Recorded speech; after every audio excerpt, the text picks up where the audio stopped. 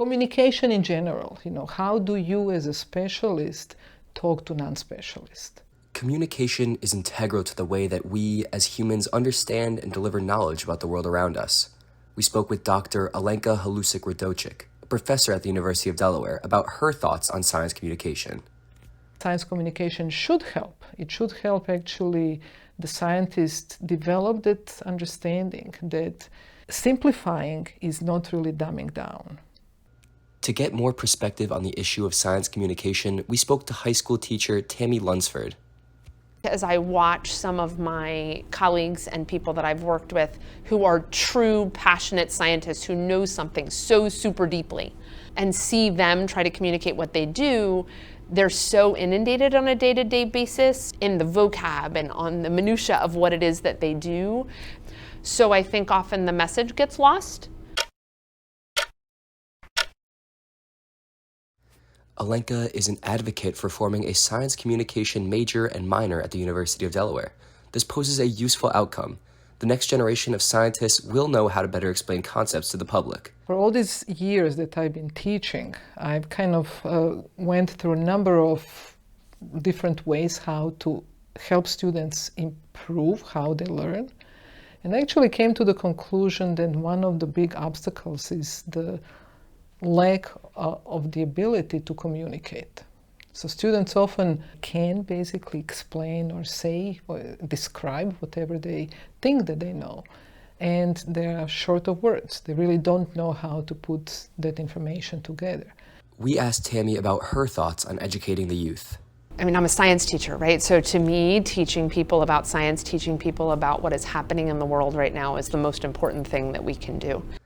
Since teaching climate change is allowed in Delaware public schools, Tammy has integrated it into her lesson plans. Over the years, she has reworked how she discusses it with her students.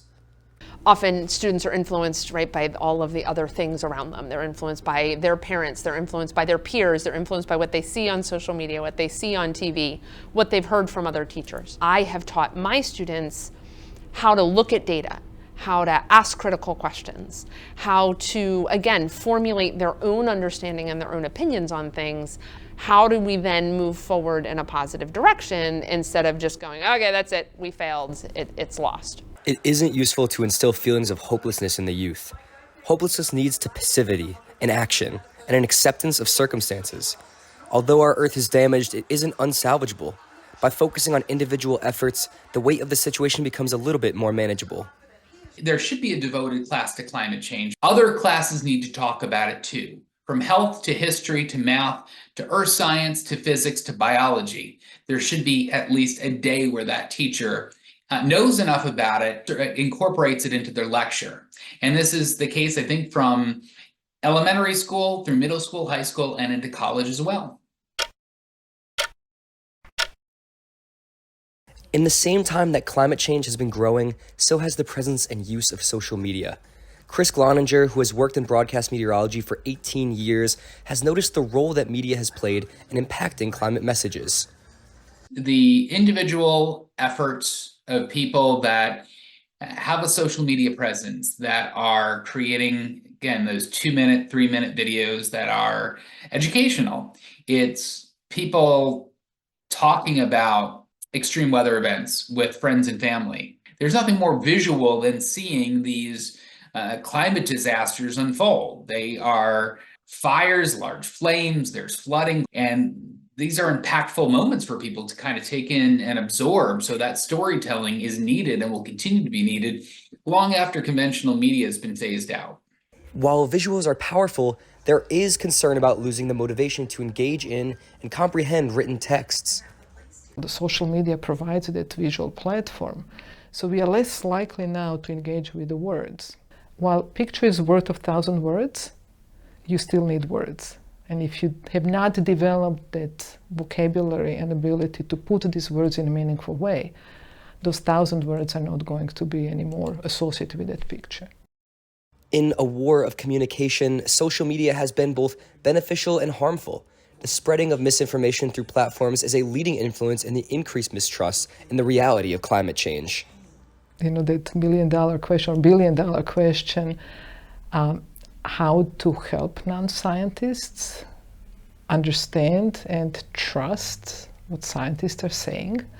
While social media can harbor fake news and political discourse, it is also an outlet for the younger generation to have a voice.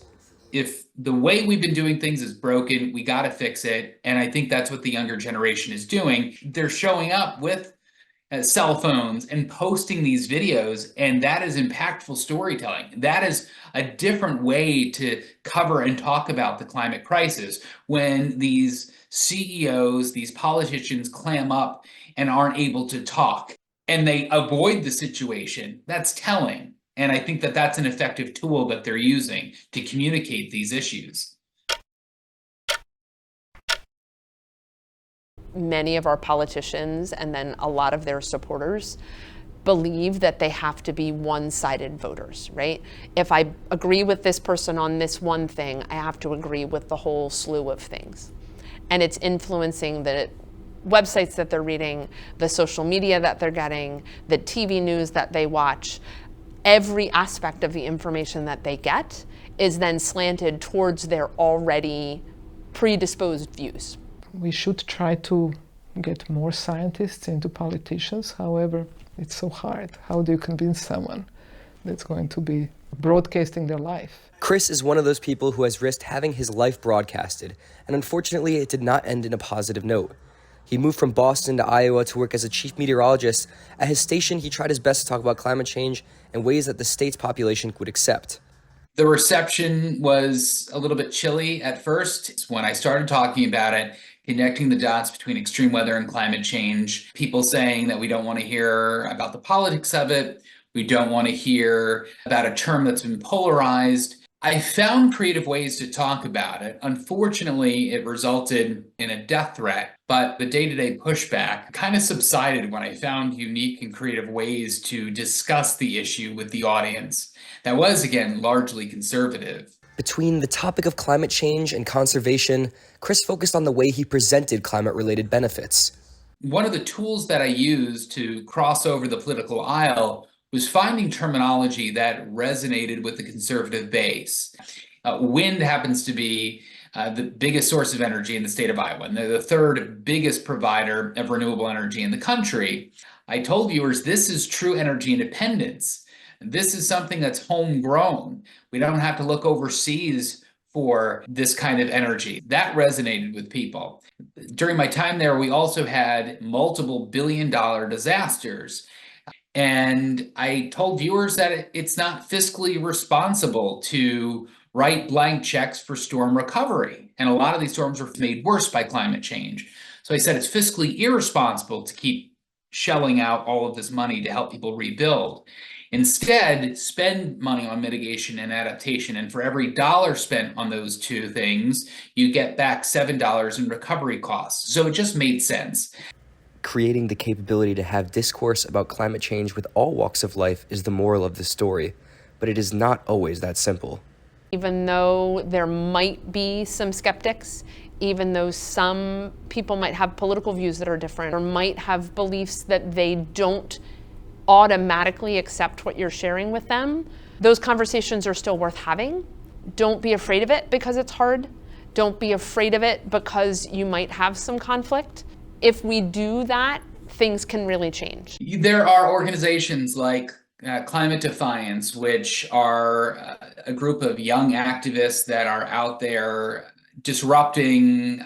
They're showing up and they're voicing their concerns. And I know that there's pushback when they interrupt somebody's day by causing a traffic jam or postponing an event. I posted Google Maps with live traffic during one of the major flood events that happened in New York. And you could see every single road that was closed for hours. And people aren't pissed off at that. How can you be pissed off at people that are trying to make a difference?